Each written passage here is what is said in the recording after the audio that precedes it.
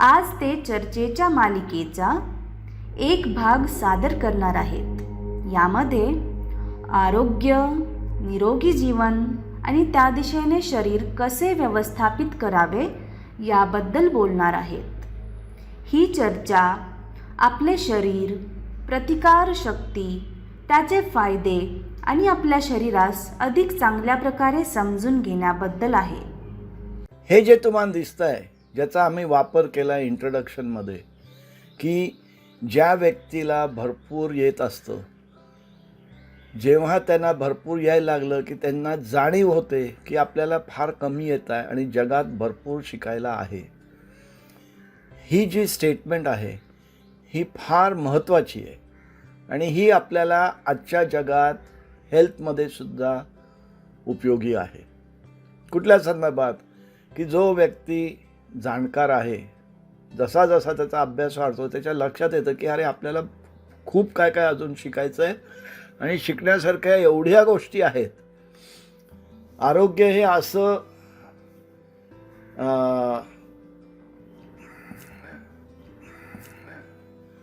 तब्येत हे एक अशी क्वालिटी आहे ज्याला शारीरिक, मानसिक, भावनिक आणि आध्यात्मिक या सगळ्या पातळ्यांवर त्याच्यावर इन्फ्लुएन्स होतो. आणि म्हणून मग हे फार महत्त्वाचं होतं की जेवढं आपण शिकतो तेव्हा जास्त शिकल्यावर लक्षात येतं की आपल्याला खूप अजून शिकायचं आहे.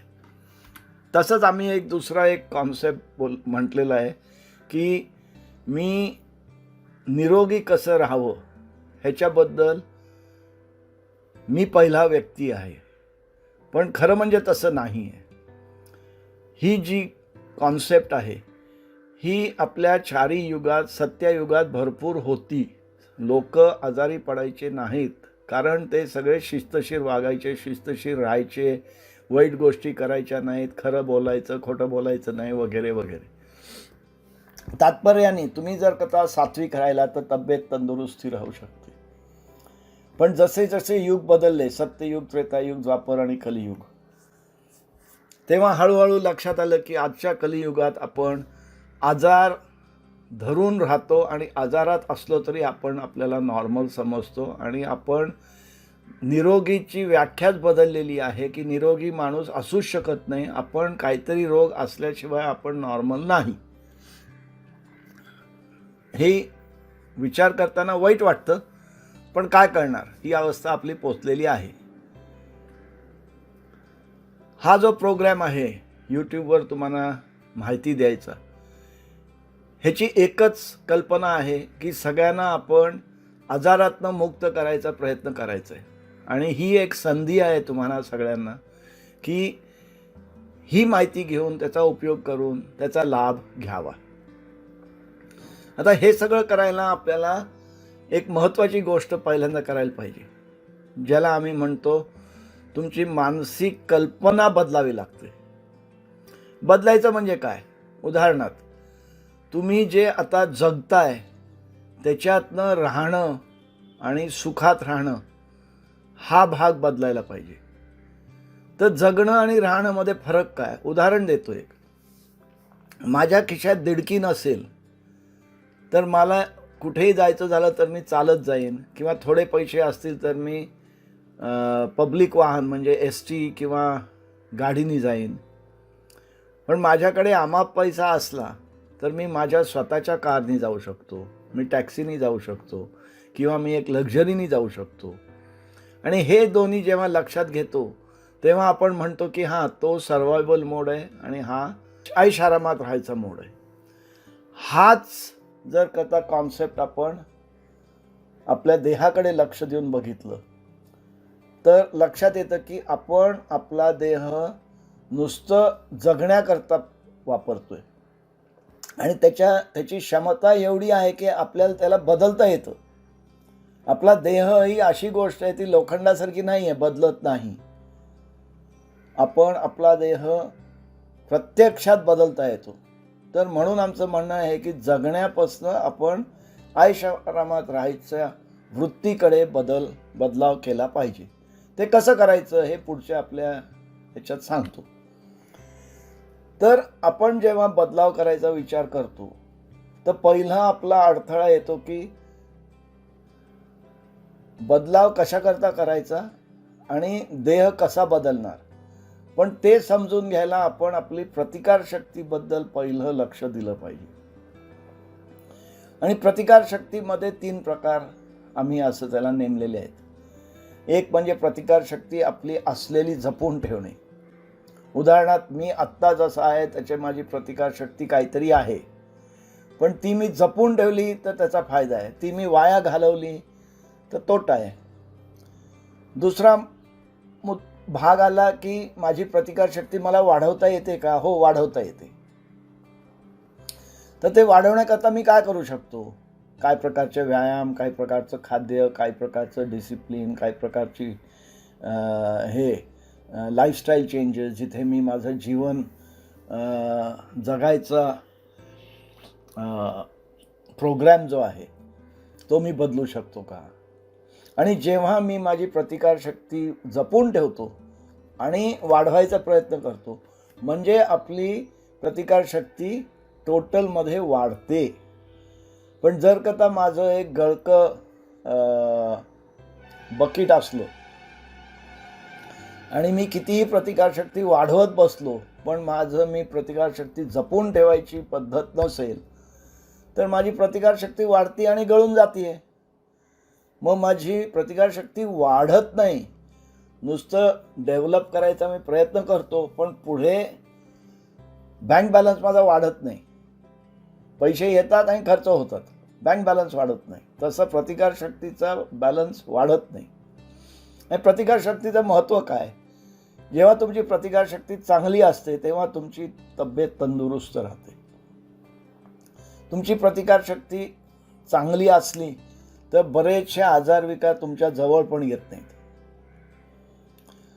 आणि काही बाबतीत तुमची प्रतिकारशक्ती वाढवलीत तुम्ही आणि चांगली केलीत तर हेही लक्षात येतं की बरेचसे बारीक सारीक आजार आणि कधीकधी मोठे आजारसुद्धा ते रिव्हर्स होऊन आपली तब्येत सुधारते. तर ही झाली प्रतिकारशक्तीची कॉन्सेप्ट. मग प्रतिकारशक्ती म्हणजे काय ह्याच्याकडे जर लक्ष देऊया. मग प्रतिकारशक्ती म्हणजे आपल्या देहाचं कुठल्याही प्रकारे त्रास झाला, मग हवामानामुळे आपल्या जीवनात जे आपण घडवतो, स्ट्रेस आहे किंवा दगदग आहे किंवा तणाव आहेत त्याच्यातनं, किंवा बारीक सारीक आजार असतील त्याच्यातनं, तर ते आपल्याला दूर ठेवायचा प्रयत्न करतात आपली प्रतिकारशक्ती चांगली असल्यास. आणि सोप्या भाषेत सांगायचं म्हणजे प्रतिकारशक्ती चांगली असली तर आपली कुवत असते की तब्येतीमुळे आपण कुठल्याही अडचणी आल्या, मग ते शारीरिक असो, मानसिक असो, भावनिक असो किंवा आध्यात्मिक असो, त्याच्यावरनं मात करून आपल्याला पुढे जाता येतं. मग प्रतिकारशक्ती म्हणजे काय? हा एक मोठा फार गहन प्रश्न आहे जो आजकालच्या जगात आपण इन्व्हेस्टिगेशन्सनी बऱ्याच गोष्टी आपल्याला कळतात. पण जे काय इन्व्हेस्टिगेशन्स किंवा सायंटिफिक मेडिसिन आपण म्हणतो ॲलोपॅथीला, त्याच्यात थोडेसे शॉर्टकमिंग्स आहेत. ते काय बाबा? तर आपण आता ब्लड टेस्ट घेऊ. ब्लड टेस्टमध्ये तुम्ही हिमोग्लोबिन, RBC, WBC आणि बरेच प्रकारचे गोष्टी आपण मापतो. पण मापून झाल्यावर त्याच्यात लक्षात येतं, आणि हे मी हिमोग्लोबिनचं उदाहरण घेतो, की नॉर्मल रेंज आहे 12 ते 16. हे सगळं बरोबर आहे. पण नॉर्मल रेंजमध्ये सुद्धा आपण त्याचा अभ्यास केलेला आहे का? की 12 म्हणजे काय, 13 म्हणजे काय, 14 म्हणजे काय, 15 म्हणजे काय, 16 म्हणजे काय? आपण 12च्या खाली गेलं की काळजी करायला लागतो आणि 16च्या फार वरती गेलं की काळजी करायला लागतो. पण 12 ते 16मध्ये 13 असताना माझी काय अवस्था असू शकेल, 14 असताना काय असेल आणि 16 असताना टणटणीत असीन का, ह्याच्यावर फार कमी अभ्यास झालेला आहे किंवा झालेलाच नाही आहे. आणि झालेला असला तर तो आपण आचरणात आणत नाही आहोत. उदाहरणार्थ माझं हिमोग्लोबिन तरुण असताना 16 होतं, आता ते 13-14 वर आलेलं आहे. पण मला कोणीही म्हणत नाही की अरे 14चं 16 करायचा प्रयत्न कर, गाडी घसरतीये, हळूहळू घसरतीये, एवढ्या 20 वर्षात घसरली आहे, पण त्याचं काय करायला हरकत नाही. तर तसंच बाकीचे सगळे जे पॅरामीटर्स आहेत, म्हणजे लाल पेशी, पांढऱ्या पेशी वगैरे वगैरे, ते सगळ्याचा तुमचा रेंज असतो. आता मी लिव्हर फंक्शन टेस्टकडे जातो. लिव्हर फंक्शन टेस्ट नॉर्मल आली म्हणजे आपल्याला वाटतं की आपलं लिव्हर फर्स्ट क्लास चालतं आहे. पण ही कल्पना चुकीची आहे, कारण लिव्हर फंक्शन टेस्ट तुमची 40 का 45% काम करत असली तरी नॉर्मल येते. मग त्याच्यात वाईट काय? वाईट असं काही नाही, पण बाकीचे 55% किंवा 60% काम करताय का नाही हे कसं कळणार? मग माझी गाडी जर का तेवढी घसरल्यानंतर मला कळणार आहे की माझ्या लिव्हरला प्रॉब्लेम आहे, म्हणजे मग जे आपल्याकडे लोक जीवनशैलीमध्ये स्वतःची मौज म्हणून दारू, सिगरेट, तंबाखू, ड्रग्ज आणि काही पेशंट्स ज्यांना मेडिसिनची गरज आहे, आणि हे सगळे टॉक्सिक असतात.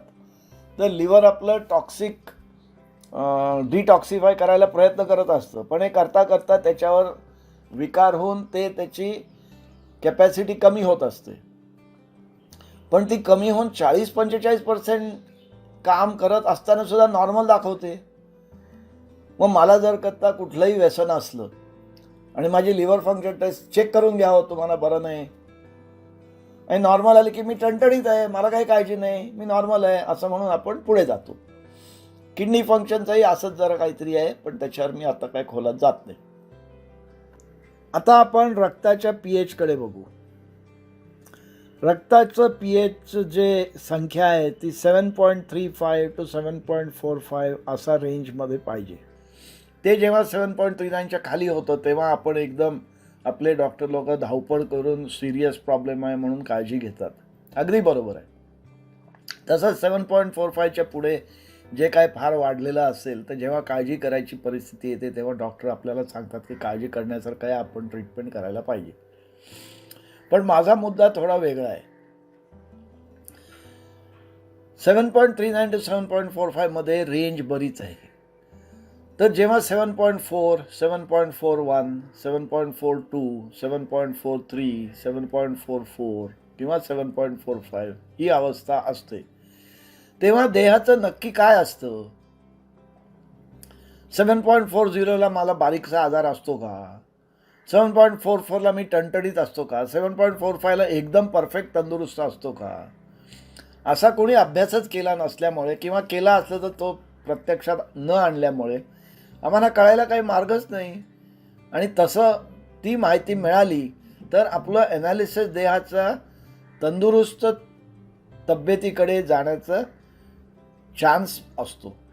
की डॉक्टर सांगू शकतो, हा तुमचं pH 7.4041ला आहे, जरा 4243ला घेऊन जा, त्याच्याकरता काय करायचं आहे, असं असं करा, सुरू करा, अजून औषधाचं काही गरज नाही आहे. तर हे सगळं माझ्या मते जरासं रेंजमध्ये असल्यामुळे आर्बिट्ररी ॲनालिसिस आहे, आणि त्याच्यामुळे इम्युनिटी म्हणजे प्रतिकारशक्ती एक्झॅक्टली काय आहे ह्याच्याबद्दल सांगणं कठीण झालेलं आहे. तर आपण ती प्रतिकारशक्ती वेगळ्या वेगळ्या पतीचं कसं काय दृष्टिकोन आहे हे बघू आणि तिकडे काय माहिती मिळते. ॲलोपॅथीमध्ये एक लक्षात आलं आहे की इन्व्हेस्टिगेशनचा रेंज असतो, पण आमचं दुसरंही लक्षात आलं गेले 20-30 वर्षात की जेव्हा तुम्ही पेशंटला तपासता आणि पेशंटला काहीतरी सिम्पटम्स असतील, उदाहरणार्थ कणकण आहे, थोडीशी थंडी वाजती आहे किंवा लघवीला जास्त होत आहे, तर डॉक्टरला बरेच वेळेला कळतं की काहीतरी इन्फेक्शन दिसतं आहे. पण लगेच जर का त्या इन्व्हेस्टिगेशनला पाठवलं पहिल्याच दिवशी तर बऱ्याच वेळेला ते नॉर्मल येतं आणि मग 24 किंवा 48 तासानंतर हमखास बरोबर ते दाखवतं. त्याचं तात्पर्य काय की क्लिनिकल एक्झामिनेशनमध्ये पेशंट्सची जे काही सिम्पटम्स आहेत ते पहिले लक्षात येतात आणि ब्लड टेस्टमध्ये दाखवायला वेळ लागतो. हे आपण समजून घेतलं पाहिजे. आता आपण येतो आयुर्वेद आणि ट्रेडिशनल ॲक्युपंक्चरकडे. आता आयुर्वेदमध्ये नाडी चिकित्सा आहे आणि त्यांच्या पद्धतीने कफ पित्त वात त्याच्यात समतोलता हार्मनी त्याच्याकडे बघून ते ठरवतात की नाडीवरनं आम्हाला सांगता येतं की तब्येत कशी आहे, आजार येणार आहे का, आजार यायची लक्षणं दिसत आहेत का, समतोलता नाही आहे का, हार्मनी नाही आहे का, डिसहार्मनी आहे का, आणि त्याप्रमाणे ते तब्येतीकडे लक्ष देतात. ही चिकित्सा पद्धत चांगली आहे, पण त्याच्यात तो सब्जेक्टिव्ह असल्यामुळे काही तज्ज्ञ लोकच हीच करू शकतात. आणि सब्जेक्टिव्हली जरी ऑब्जेक्टिव्ह असली तरी त्याच्यात मग प्रश्न पडतो की खरंच येतं का, अर्धवट येतं का, काय आहे, सगळ्यांनाच तेवढं येतं का. आणि ते साहजिक आहे. ट्रेडिशनल ॲक्युपंक्चरचं तसंच पद्धत आहे. त्यांच्याकडे नाडी, जीभ, बॉडी सायन्स, मग दुसरे काय काय ऑब्झर्वेशन, क्लिनिकल सायन्स, सिम्पटम्स, ह्या सगळ्याकडे बघून तुम्ही निदान करू शकता. आणि त्याच्यातही तुम्हाला सांगू शकता की तुमची तब्येत जरा बिघडलेली आहे, तुम्हाला जरी आजार विकार नसला तरी पुढे मागे तुम्हाला त्रास होऊ शकणार आहे किंवा आत्ता त्रास होतोय, जे काय आहे ते. पण परत ती पद्धतसुद्धा सब्जेक्टिव्हली ऑब्जेक्टिव्ह आहे आणि जे खरे तज्ज्ञ लोक आहेत तेच या गोष्टी सांगू शकतात. मग आता आपण इम्युनिटीकडे बघितली आणि आपल्याला फार काही माहिती मिळाली नाही. मग दुसरीकडनं माहिती मिळू शकेल का, ह्याच्याकडे जर लक्ष घालू तर एक कॉन्सेप्ट आहे की आपण तब्येत म्हणजे काय ह्याच्याकडे बघू.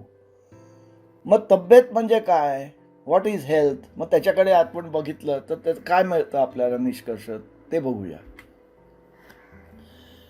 मग तब्येत म्हणजे तंदुरुस्त राहणं. तंदुरुस्त राहणं म्हणजे काय, आपल्याला कुठल्याही प्रकारचा विकार, कुठल्याही कंप्लेंट्स काहीही नसावं आणि सगळं नॉर्मलमध्ये असावं.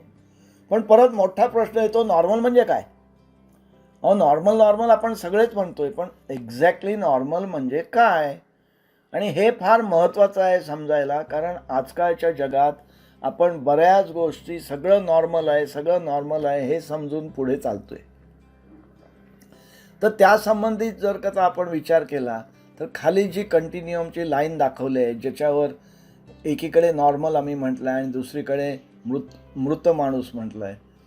तर मृत म्हणजे लगेच तुम्ही मरत नाही, पण आम्ही तो दाखवायचा प्रयत्न केला की जेव्हा तुमचं गंभीर आजार असतो तेव्हा तुम्ही मरणाच्या जवळ जात असता. आणि आत्ताची व्याख्या करंट हेल्थ जी लोकांची आहे की आपल्याकडे आजार नाही, आपल्याला कुठलाही आजार विकार होत नाही म्हणजे मी नॉर्मल आहे. बरं, आजार विकारची व्याख्या पण वेगळी आहे. माझ्याकडे पेशंट येतात, अहो माझं गुडघा दुखतोय, जरा काहीतरी करा. दुसरा काही प्रॉब्लेम आहे का, काही नाही, डायबिटीज आहे, गेले 5 वर्षापासून आहे. अजून काय आहे का, हो ब्लड प्रेशर आहे, गेले 10 वर्षापासून आहे, गोळी घेऊन नॉर्मल आहे, सगळं मी ठीक आहे, मी नॉर्मल आहे, माझ्या गुडघ्याला फिट करा. अहो ही व्याख्या चुकीची आहे की मला डायबिटीज आहे आणि मग ब्लड प्रेशर आहे आणि मी नॉर्मल आहे. तर हा जो प्रॉब्लेम आहे की आपण बऱ्याचशा गोष्टींना सगळं नॉर्मल म्हणून समजून चालतोय.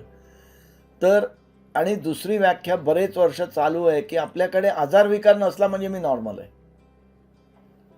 तर ते नसून आपली तब्येत तंदुरुस्त व्हायला काय काय करायला पाहिजे, काय काय नाही, ह्याच्याकडे जरा आपण जास्त लक्ष घालूया.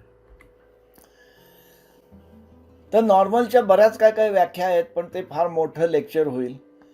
पण आपण नॉर्मलाइज केलेलं म्हणजे ज्या गोष्टी आपण नॉर्मल आहे असं समजून जीवन जगतोय ह्याच्याकडे जरा लक्ष घातलं तर जरा अंदाज येईल की अशा बऱ्याच गोष्टी आहेत. आणि आम्ही काय सगळ्या गोष्टी लिस्ट केलेल्या नाही आहेत इकडे, नाही तर त्याच्यावरच एक वेगळं भाषण होईल.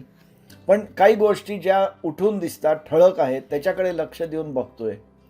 तर आपण ज्याला सो कॉल्ड नॉर्मल म्हणून जगतोय, ज्याला मी सर्वायवल म्हणतो, की माझं डोकं दुखतं, अहो त्यात काय घ्यायचं, एक चहा कॉफी घ्या, गोळी घ्या, चालू ठेवा, ते ठीक आहे. खूप लोकांची डोकी दुखतात, तर मोठं काय एवढं. मला मन माझं हलबिचल आहे, मला मूड्स बदलत असतात सारखे, कधीतरी रागीट होतो, कधीतरी घाबरतो, ते नॉर्मल आहे.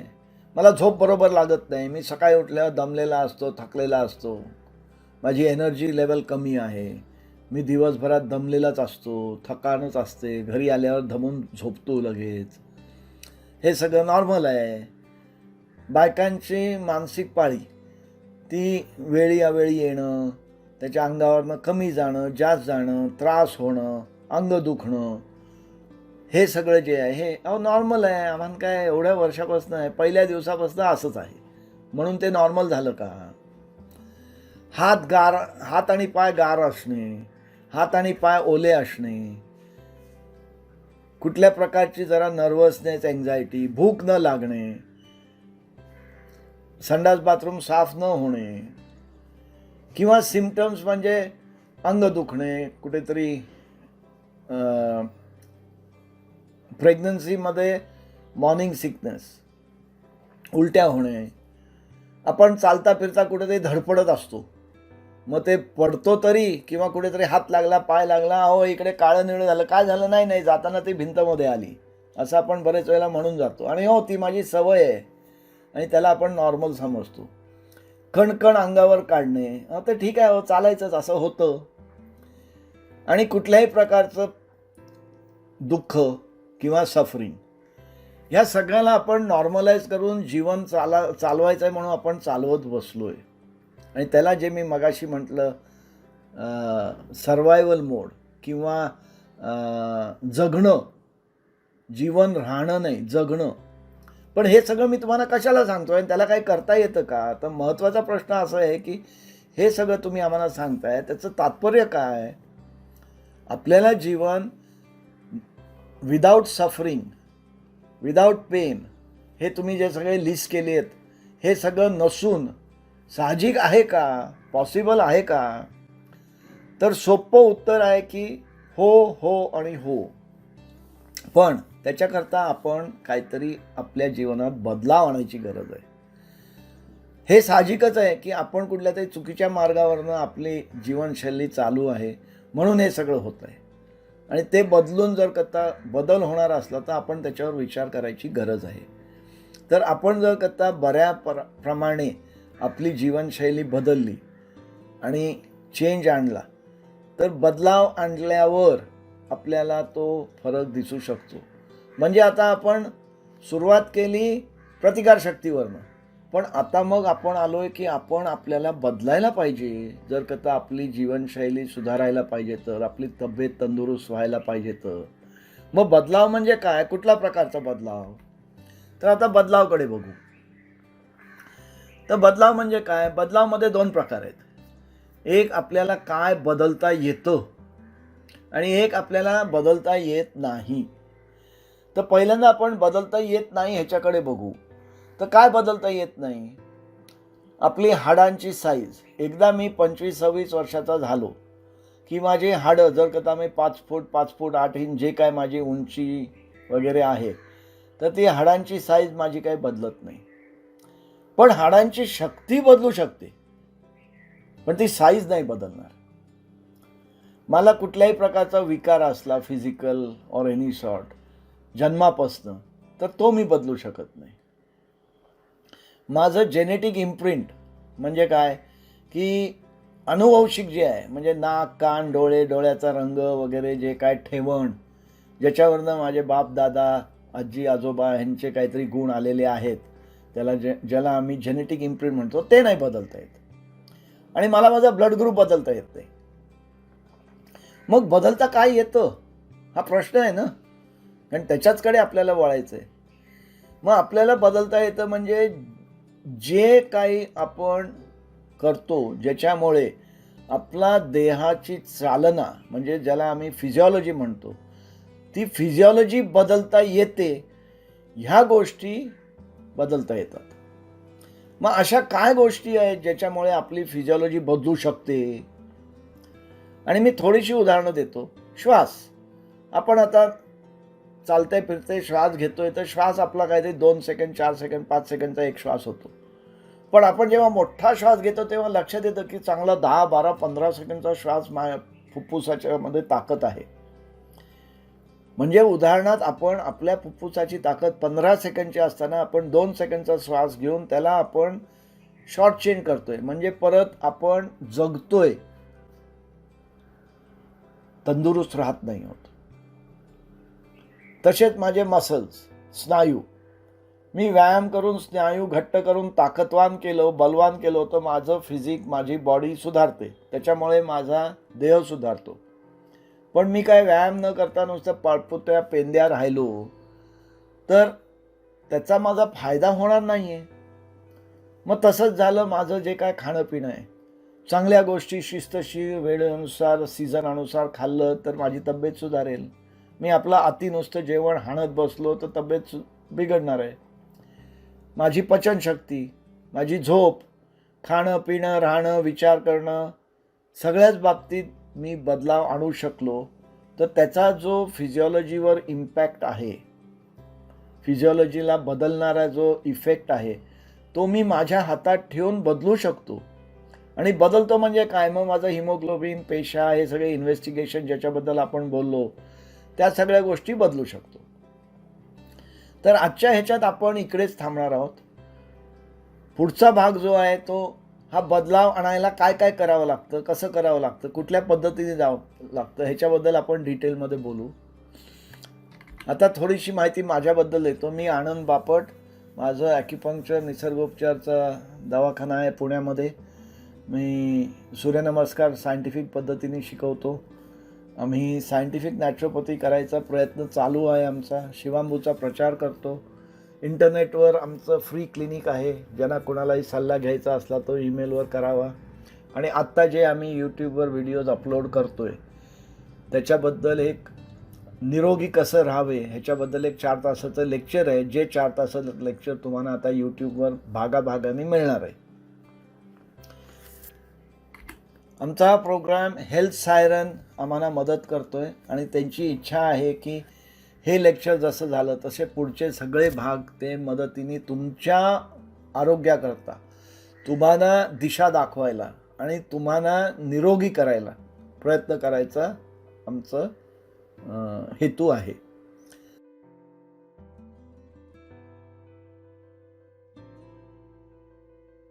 स्वतःला निरोगी व्यक्ती म्हणून विकसित करण्याची ही मालिका 12 ते 15 भागांची आहे. ही मालिका आपले आरोग्य वर्धित करण्यासाठी आमच्या ऑनलाईन शिक्षण आणि सहाय्य सेवांच्या माध्यमातून शिक्षण, मार्गदर्शन आणि समर्थन प्रदान करेल. आम्ही ईमेलवरील सर्व प्रश्नांचे स्वागत करतो. हेल्थ सायरन सेवा ऑफर आणि आमच्याशी कसे कनेक्ट करावे याबद्दल संक्षिप्त माहिती.